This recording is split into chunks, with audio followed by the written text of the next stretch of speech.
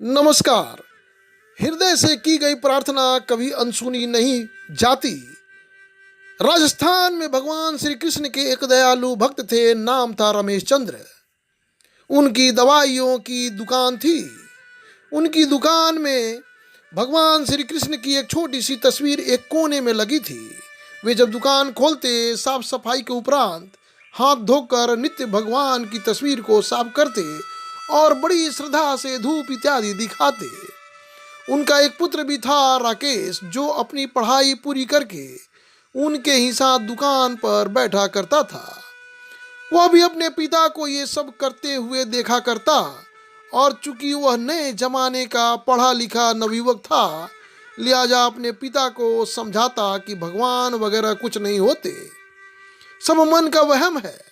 शास्त्र कहते हैं कि सूर्य अपने रथ पर ब्रह्मांड का चक्कर लगाता है, जबकि विज्ञान ने सिद्ध कर दिया कि पृथ्वी सूर्य का चक्कर लगाती है।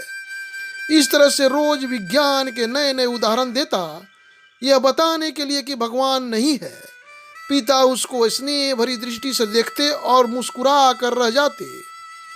वे इस विषय पर तर्क वितर्क नहीं करते। समय बीतता गया, पिता बूढ़े हो गए थे।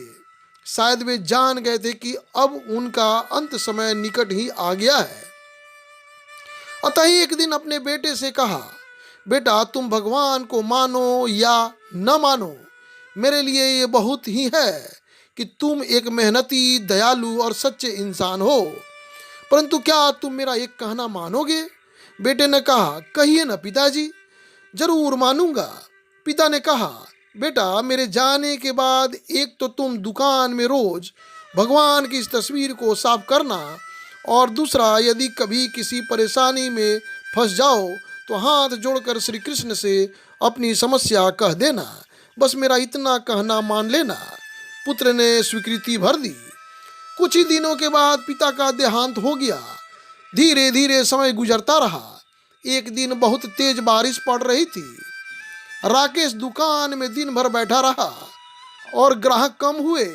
ऊपर से बिजली भी बहुत परेशान कर रही थी। तभी अचानक एक लड़का भीगता हुआ तेजी से आया और बोला, भैया, ये दवाई चाहिए, मेरी माँ बहुत बीमार है। डॉक्टर ने कहा है ये दवा तुरंत ही 4 चम्मच यदि पिला दी जाए तो ही मेरी माँ बच पाएगी। क्या ये दवाई आपके पास है? राकेश ने पर्चा देखकर तुरंत कहा, हाँ, ये है। लड़का बहुत खुश हुआ और कुछ ही समय के लेन देन के उपरांत दवा लेकर चला गया। परंतु ये क्या? लड़के के जाने के बाद राकेश ने जैसे ही काउंटर पर निगाह मारी तो पसीने के मारे बुरा हाल था, क्योंकि अभी थोड़ी देर पहले ही एक ग्राहक चूहे मारने की दवाई की शीशी वापस करके गया था। लाइट न आने की वजह से राकेश ने शीशी काउंटर पर ही रखी रहने दी तो लाइट आने पर वापस सही जगह पर रख देगा।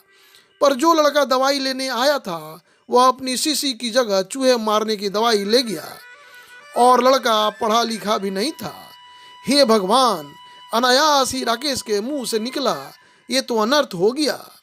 तभी उसे अपने पिता की बात याद आई और वह तुरंत हाथ जोड़कर भगवान कृष्ण की तस्वीर के आगे दुखी मन से प्रार्थना करने लगा कि हे प्रभु, पिताजी हमसे कहते थे कि आप हैं, यदि आप सचमुच हैं तो आज ये अनहोनी होने से बचा लो प्रभु। एक माँ को उसके बेटे द्वारा जहर मत पीने दो प्रभु, मत पीने दो। भैया, तभी पीछे से आवाज आई, भैया, कीचड़ की वजह से मैं फिसल गया, दवा की शीशी भी फूट गई, कृपया आप एक दूसरी शीशी दे दीजिए। भगवान की मनमोहक मुस्कान से भरी तस्वीर को देखकर राकेश की आंखों से झरझर आंसू बह निकले। आज उसके भीतर एक विश्वास जाग गया था कि कोई है जो सृष्टि चला रहा है। जिसे कोई खुदा कहता है तो कोई भगवान, तो कोई सर्वव्यापी कहता है, तो कोई परमात्मा। प्रेम और भक्ति से भरे हृदय से की गई प्रार्थना कभी अनसुनी नहीं जाती। यह कहानी अच्छी लगी तो लाइक करें, शेयर करें और इस चैनल को सब्सक्राइब करना न भूलें। धन्यवाद। जय जय श्री राधे।